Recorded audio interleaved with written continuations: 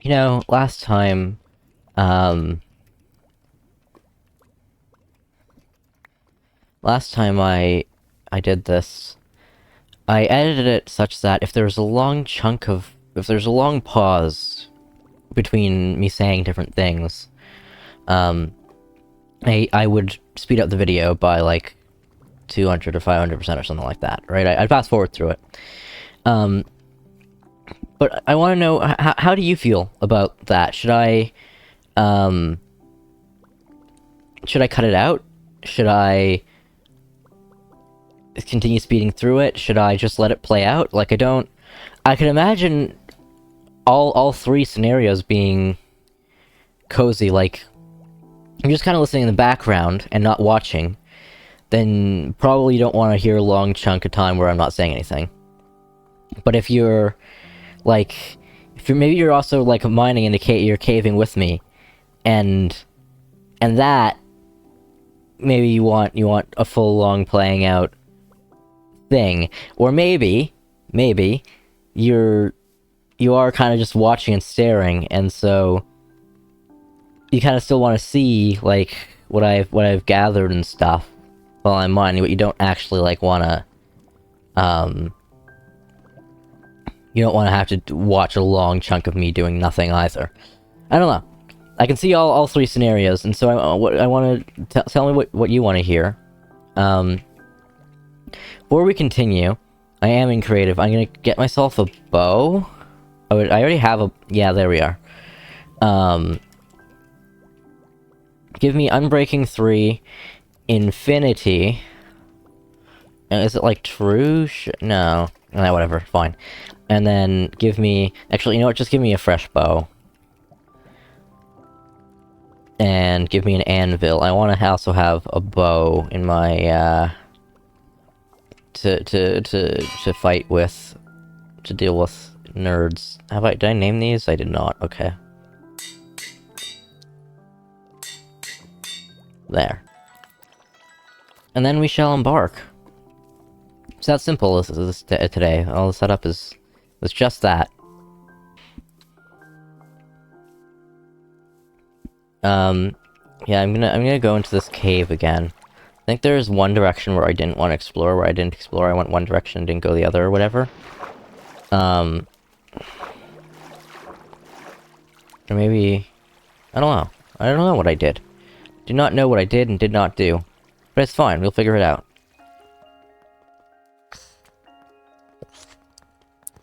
Well, also, I should pull it up. I created, like, a list of things I want to talk about as the week has went on, so that now I can... There.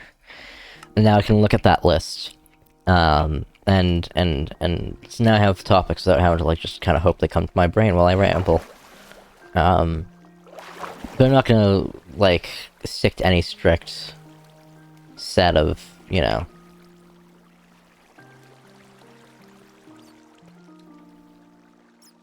Oh.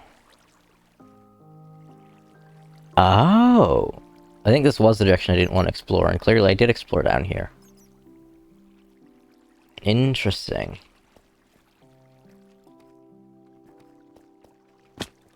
Yeah, I'm definitely not going to be sticking to any sort of strict,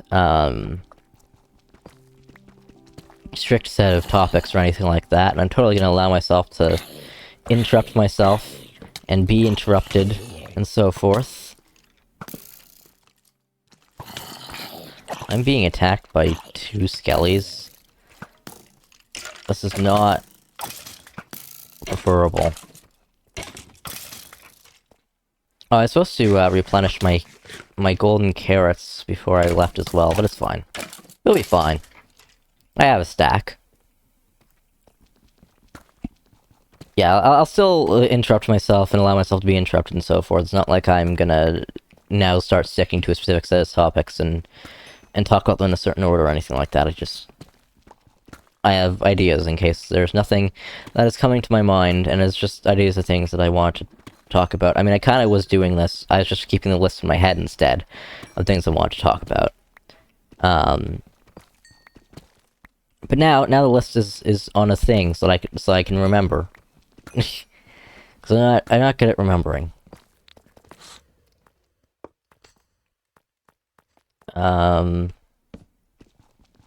Yeah, I'll go this direction, why not? Just the 2 iron? Okay.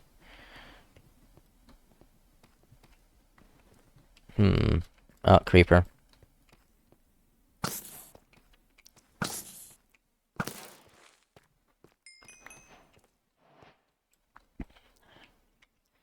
There's, an enchantment that I also want on that bow, now that I think about it. I don't remember. Power? Probably power.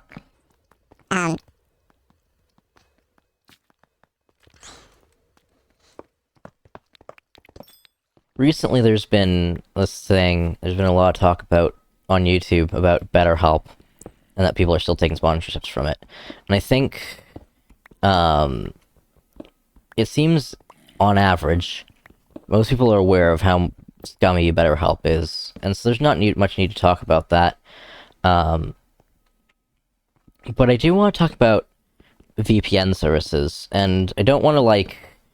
People have already said a lot about VPNs don't really help with your privacy, and so forth, and if you've probably heard it all before, and if you haven't, then I suggest watching the Tom Scott video on it.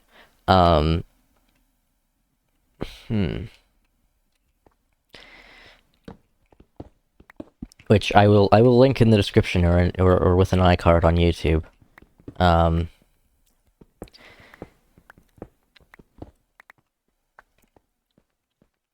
But VPNs... Excuse me? There we are. VPNs, the P in virtual private network, that's what VPN stands for, is virtual private network. The P in virtual private network, means private not as in privacy, but private as in secluded. Like the way you'd say a private island, or a private jet, right? It's not that they're necessarily privacy enabling or privacy based, but rather that they are simply secluded from everyone else. They belong only to you, or belong to only a certain group of people, or only allowed a certain group of people, so forth. And that's what the P in VPN stands for, has nothing to do with privacy. A virtual private network is a network that you have designed that is virtual, which means that it allows things to work across... It is not a physical network. Like your home router and everything connected to your home router is a physical network. Virtual network, you could do the same thing with a virtual network, and that is mostly the use case for a VPN, is particularly in businesses. But like, I run a VPN through WireGuard. Not everything I do on the internet is piped through WireGuard, but if I were to type in 192.168.222 is the net mask I'm using for my VPN. So there's something I saw. There, okay. Yeah, if I type in 222, it point whatever, like 222.1, or is it 222.0? I think it's 222.1 is like my server, the server that I run Nelman.ca on, and all the other services that are on Nelman.ca. And so that allows me, if I'm outside of my home, without having to open up port 22 to, like, the SSH port to my server to the open internet, instead I have to be on the VPN in order to access 192.168.222.1, because it is literally a virtual private network on that .222 net mask. And, like, I have another friend's server, and so that means I can do that, like, on mobile data or over free Wi-Fi or whatever. And WireGuard is it does encrypt the data using a private and public key pair. And so I can do that on public internet, or on mobile data, or on a friend's internet, or at an Airbnb, or whatever, right? I don't have to worry about it, and I can, like, access files on my server, and I can do administration tasks and stuff like that while I'm out and about.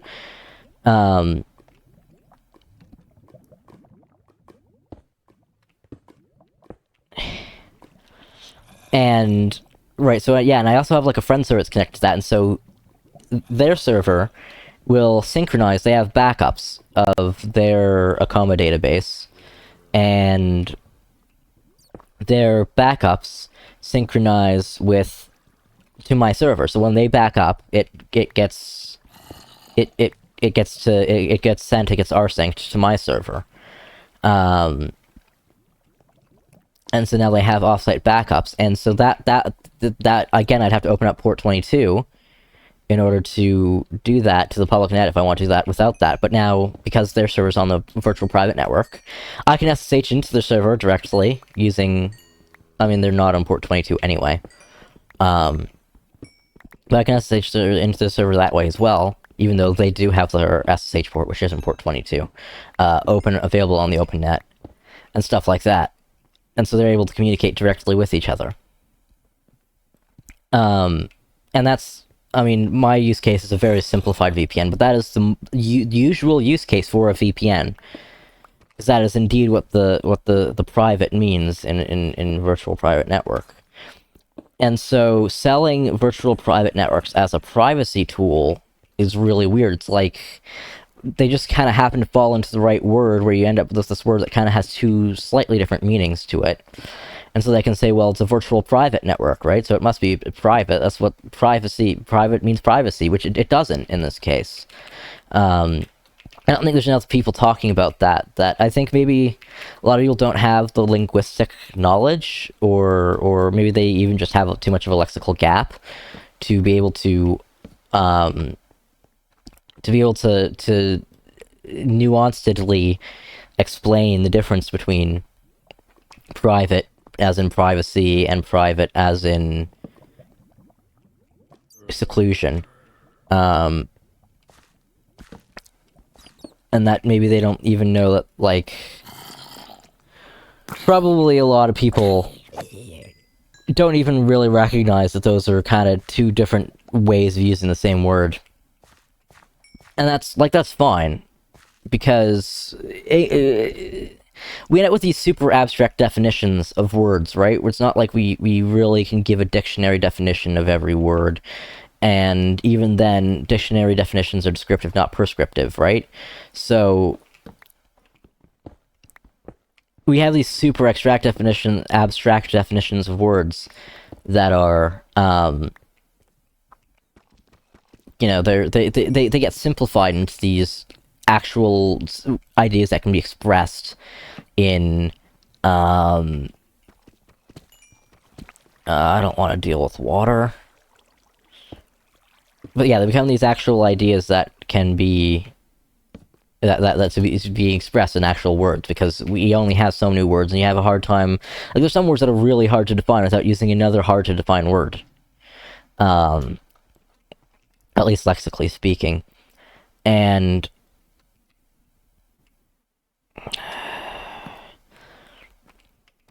Ooh, diamond.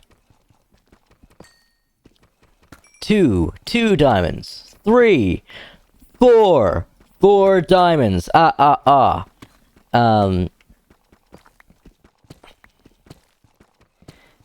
so I'd like to make that contribution to the argument, to the argument's not the word I want.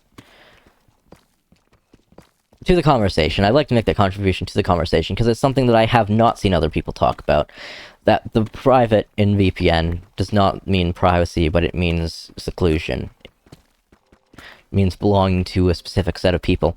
And so that is, when you're getting a VPN through NordVPN, or TunnelBear, or Proton VPN, or anybody else I can't think of right now.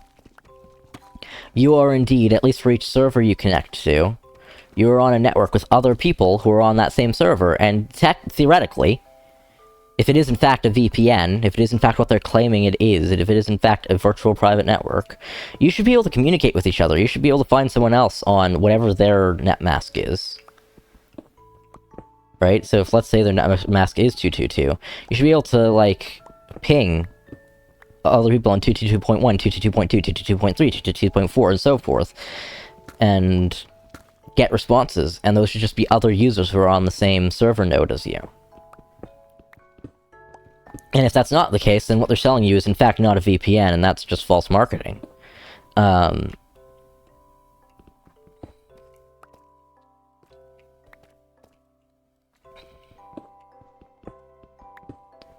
think I said everything I want to say about that. I feel like there's something I missed that I want to also say about that, but I think everything was said.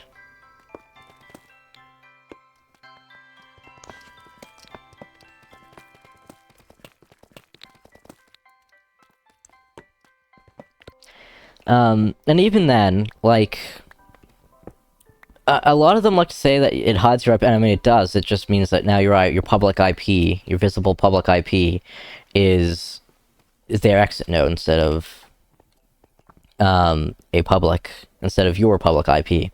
But they still see your public IP. And most notably, your public IP is how they reach you. Is in fact an address of how. I should leave a torch there. Okay, I understand. Okay. Yeah, they should, that's how they know how to reach you, how to reach your computer if they don't have your IP. If somebody doesn't have your, someone along the chain needs to have your public IP address so that they can get the internet stuff, so that the internet can get to you. Like, if you connect to my website, my website needs to know, my Nginx server needs to know who to respond to. And so you respond will respond to whatever my IP address, or at least currently and has been for the past like 2 years, 99.227.120.20, and I have no problem sharing that, because that is in fact the IP address that you are connecting to when you connect to my website. And you can get that easily by doing a dig or a drill, looking at DNS records in some way. Is that different than that side? Yes, it is. Okay. Okay. No, we'll come back up if this isn't interesting. Okay. It opens up into you. Okay. Okay, good. Nice. What was I? Oh, yeah, right. So yeah, right? And like, whatever your IP has, right? It says, hi, 99.227.120.20, because domain names are just a way for humans to remember stuff. By the time computers are touching it, they're just talking in IP addresses, right? So your computer, when it tries to connect to my website, goes, hello, 99.227.120.20. I am I am an IP address. I am 0.0.0.0, because I know that won't resolve to anybody. And please respond to 0.0.0.0, and you can actually tell it to respond to, I think you can, might be thinking of a different protocol, but I think you can even tell it to, like, please respond to 99.227.120.20, or whatever. But, in general, right, it says, hi, I am 0.0.0.0, which we're assuming is or we're pretending is your IP address for the moment. Please respond to 0.0.0.0 with data, with what exists in the website. And then my server does respond to 0.0.0.0 with whatever data, with whatever hypertext data it needs to respond with.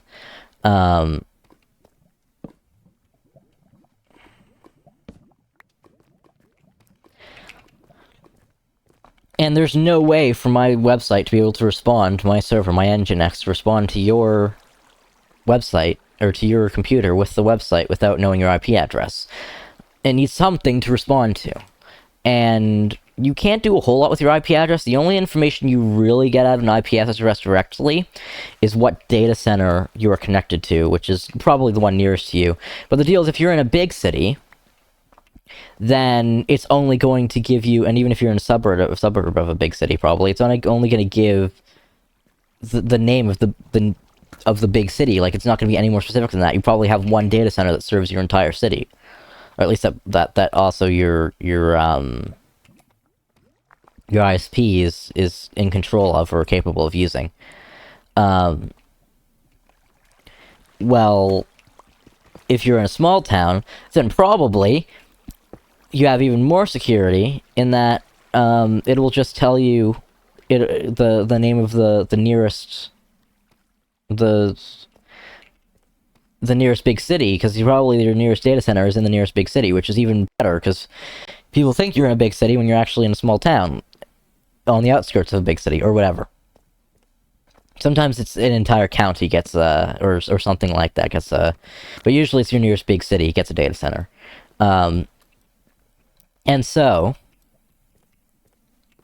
you don't really have to worry about that. Now, you do have to worry about social engineering attacks and stuff like that. Like, you can totally call Rogers and be like, or whatever your ISP is. I say Rogers because Rogers is my ISP. And you can also find that out from an IP address, because IP addresses are literally purchased and registered to companies. And you can go up to Rogers and say, tell me about 99.227.120.20, and Rogers can just be like, sure, yeah, here, which they really shouldn't, and I think legally in Canada they're not supposed to, but they're not great at that, and there's many different ways you can literally do. There's many different ways you can literally do social engineering to get a response, even though they're not supposed to.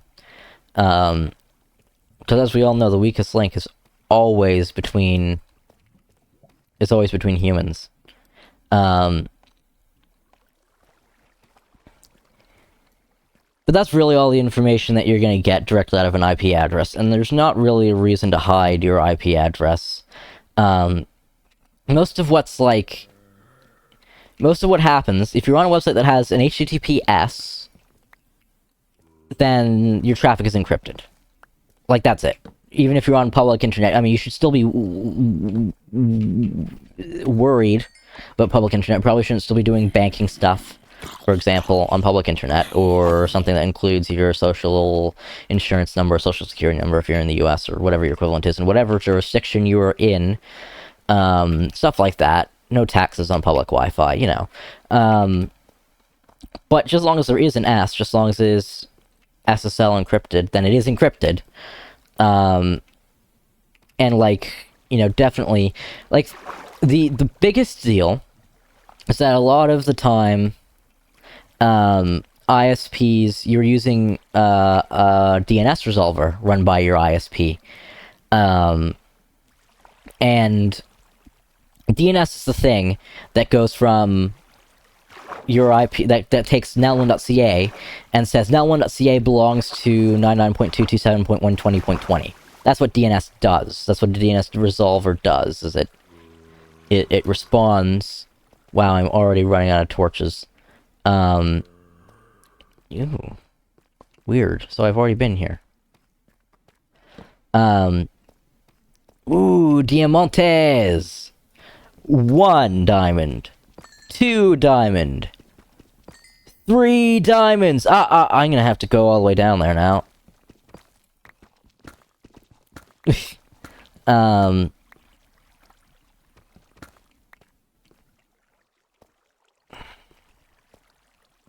There we are.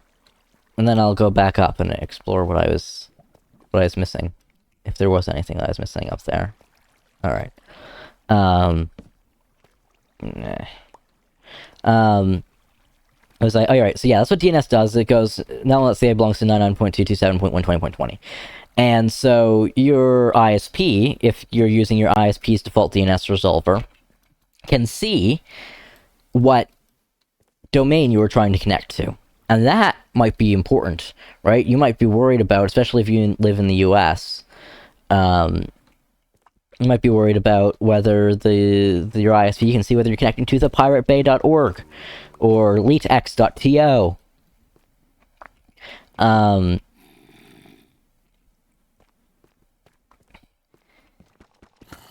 And so the solution is to use a different DNS resolver. You could use 1.1.1.1. And I'm not going to go through the hassle of explaining how to change your DNS resolver, because you should be able to change it globally on your modem, but some modems disallow that. Like Bell really likes to control their modems. You can also set it on your device. Like, there's a million different ways to do it, and you should just, like, if you go to 1.1.1.1, which is an IP address, of course. It will actually explain how to change your DNS for most operating systems and on your router and so forth. So I might suggest that. You can use that, but of course that just means now that Cloudflare 1.1.1.1 can see what DNS result, what websites you're going to now instead of your ISP. The only way to really guarantee that nobody's going to see what URLs you're connecting to is run your own recursive DNS resolver. I run my own unbound server on my Raspberry Pi, which is not the Rockcrow 64 that runs the VPN. And so when I'm connecting... Is my vision woozy? No? Okay. And so, like, when I'm connecting to a website, it asks my own Raspberry Pi sitting in my living room, hey, what IP address is now1.ca? And it says, this IP address is 192.168.0.25, because I don't have loopback on my modem. But if I want to connect to, like, if I say, hey, what's Cloudflare, or whatever, I'm assuming Cloudflare's what, how about, what's Google? And they're going to say 8.8.8.8 or whatever Google's IP address is. I think it's Google that owns 8.8. It might not be Google's actual main IP, but you know what I'm saying, right? And that's what's responding. So the only person who can see what DNS requests are going on my network is me and anybody who has access to that server. I'm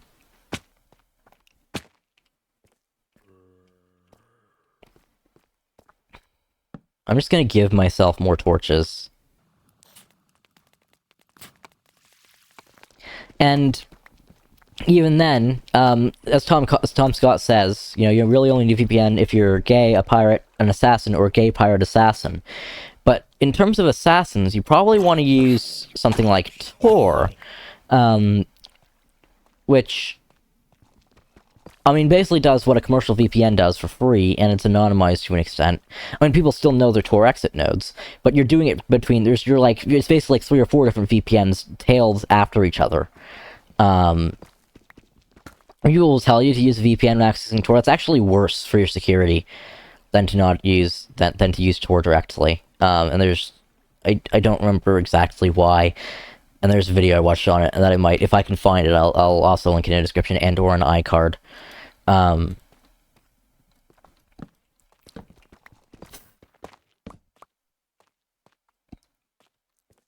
But yeah, and so, like, and you can totally run Tor without using, like, you don't have to access a darknet site in order to use Tor, in order to use the Onion network, the Onion router. And I have done that. Like, that's what I do a lot of the time. If somebody sends me, like, I have no... As I've previously, you know, 99.227.120.20, I have no problem telling people my IP address, but, like, people have sent me IP loggers, and, you know, if someone's sending me an IP logger, they're doing it for nefarious purposes, and clearly they're too stupid to dig nullin.ca, so I'm gonna connect to that IP logger with the Tor thing and confuse them, right? They probably won't even recognize it's a Tor exit node, even though it's well known that it's probably well known that it is, and you can easily look that up, right? And try to do something with that IP address. That's, you know, it's not going to be my problem. Hello, Andy boy. I would like you to go elsewhere because I don't want to look at you. Good, Andy boy. So yeah, if you really need that type of privacy, I suggest just using Tor. And if you don't, I mean, I'm not expecting you to run your own recursive resolver. But VPNs are definitely not gonna...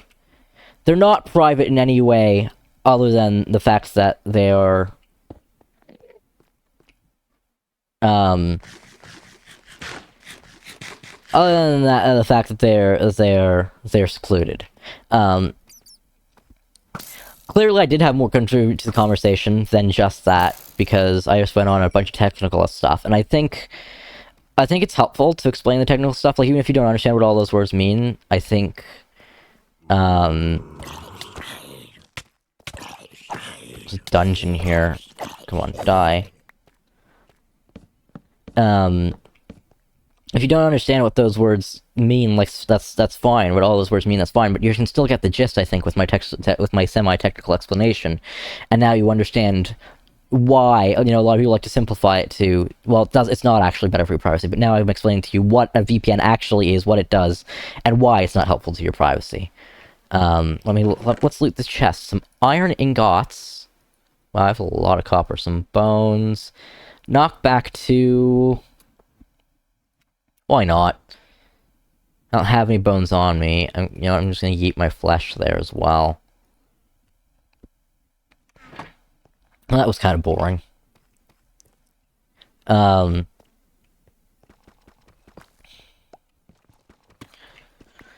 I think, I don't think most people are so, I'm gonna use the word stupid, so as to, not really be able to, even if they don't understand a lot of the technical words I'm using, I think most people are going to understand the general concept of what I'm expressing, mostly in the fact that I'm attempting to try my hardest to use layman's terms, as it were, to express these more complex ideas, and I've been told that I'm good at that. I'm good at explaining technical stuff, without sounding too technical while still using technical words.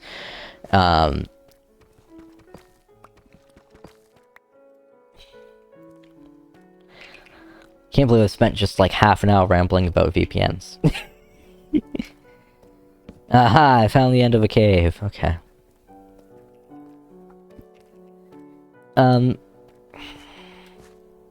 I classic Minecraft music. Still kind of loud. What is the name of this? I don't know the name of the song. I don't know the name of the Minecraft songs.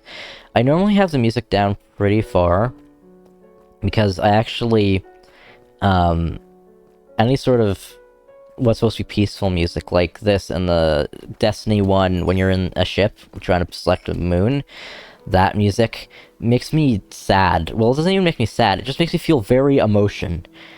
Not even a distinct emotion, just a lot of it. And it's enough to make me cry, and so that's why I kind of just say sad. Because it's kind of difficult to explain. But it does. It can make me very emotional, even though it's not any sort of specific emotion. And so I usually have the music down either so far that I can't really even hear it, which is kind of what I have right now. Or, completely off, because it can be disabling, basically, and, that's not good, especially when trying to record a video or whatever. I seem to have gotten better at it over time. Whoa, what? What? Interesting. Okay. No. This cave's cool. I like the way it kind of twists in and out and stuff.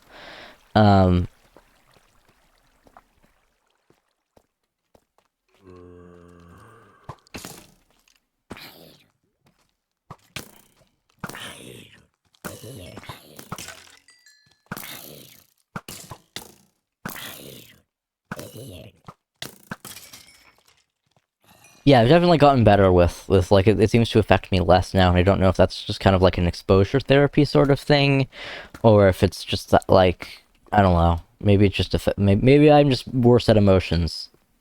But definitely, it is still a thing, and it can be an issue. But I decided to leave the music up a little bit, because it doesn't seem to be bothering me too much, and it allows for, something else going on other than just the sound of me mining and rambling on. If I'm taking, a short break from speech. I'm gonna go in this... What direction where do I want to go? What do I want to do? I am overwhelmed with decisions!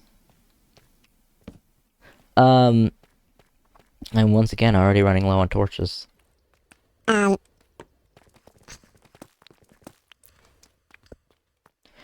I have someone who is really close to me, who, she is nonverbal. And there's... The word dumb means incapable of speech. That is what dumb means. And when you use dumb in place of stupid, it's, well, it's a lot like using the word retarded in place of stupid. Retarded is a word that, well, it was, but it's been misappropriated so much such that it is no longer considered a valid, right? Like, it's only a slur at this point, because people have been using it to mean stupid. And, you know, it shouldn't be that way. And using dumb in the same way is the same thing. It implies that using dumb in place of stupid implies that being dumb is a bad thing, or is akin to being stupid. Being incapable of speech is similar to being stupid. And so she has taken to using the word dumb to describe herself. And, you know, you'll get people who are like, well, that's not a very nice thing to say about yourself, to which she has to respond that no, she is in fact using an adjective, right? That has a very specific purpose. And that using the word dumb in this incorrect way is in fact not nice to say about, well, dumb people, right? And so I am using the word dumb, as you can hear, to describe people who are mute or nonverbal, because that is what she would prefer.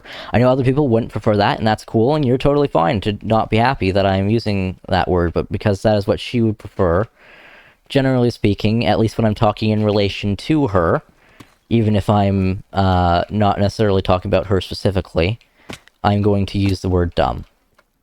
Because I think normalizing the use of the word dumb in that way is going to be the only way we're going to be able to get people to stop. Like, there are people who are like, take it really seriously about using the word retarded or retard, even by people who would, by medical definition, have been defined as a retard, which would include myself. And same people will go and turn around and say the word dumb. I mean stupid in place of stupid. And so we think, this is not just an I, and I don't want to make it sound like it is just an I, but trying to normalize using the word dumb to mean incapable of speech, to mean dumb, I think is the only way that we're going to get people to stop using the word dumb in place of stupid, to mean stupid. And so, I have a challenge for you. Stop using the word dumb to mean stupid. You can use the word stupid to mean stupid, I mean, right? Just use a word that actually describes what you want to say. You can be as ableist as you want, so long as you're being ableist in the way that you intend to be ableist. Does that make sense? So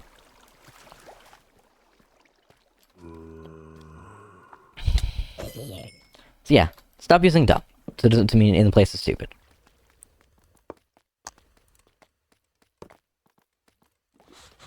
I'm sure there are people who are going to be, I realize now that I should explain, there are going to be people who will be like, well, if she's dumb, if she is nonverbal, then how is she having these conversations? The answer is, most of the time we carry this thing, this speech aid on us called a cell phone, and so you can just type onto a cell phone and have the person read it, or she can write, or she likes using PictoChat on the Nintendo DS. It's one of her favorite ways to communicate.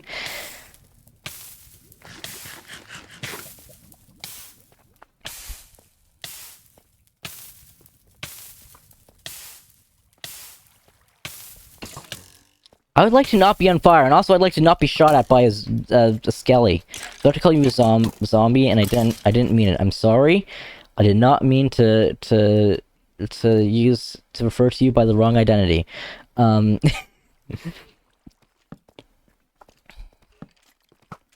creepers and a freaking...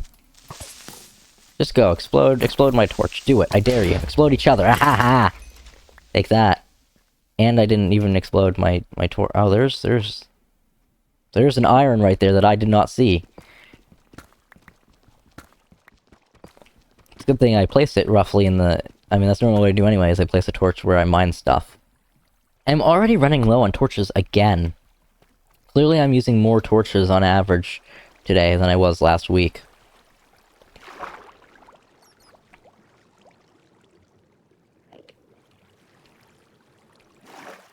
I want to see how far up this goes. I want to, like... Seems like maybe there might be, This might be a ravine.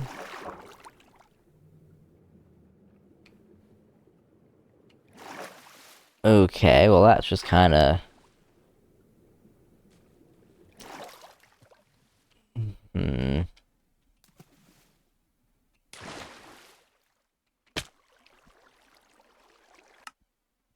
Well, I just screwed that up. Well, you know what? My inventory is mostly full anyway. Why do I gotta torch this for a second time? We're just gonna smelt now. And add it all up and so forth. Where'd you get this potato from? Did a zombie drop a potato? That doesn't happen very often. That, 2 blocks of diamonds. That's a lot of diamonds. Oh, I guess I should make blocks of coal as well. This organizational system is weird. Why did I do that? Just... Why won't it? There we are. For the love of... There we are. Ooh woo. I have to build yet another auto smelter, to be honest. Is this like a jungle tree? I guess we're still close enough to the jungle biome that's not... It still has the vines, even though it's an oak. Big oak. Lorg oak. I don't remember it having vines, though. Do it have vines? Did vines grow? Vines new? Where'd you come from? Where'd you come from? Why are you here? Where'd you come from? Where are you going? Are you Cotton Eye Joe? You are? Frickin' die.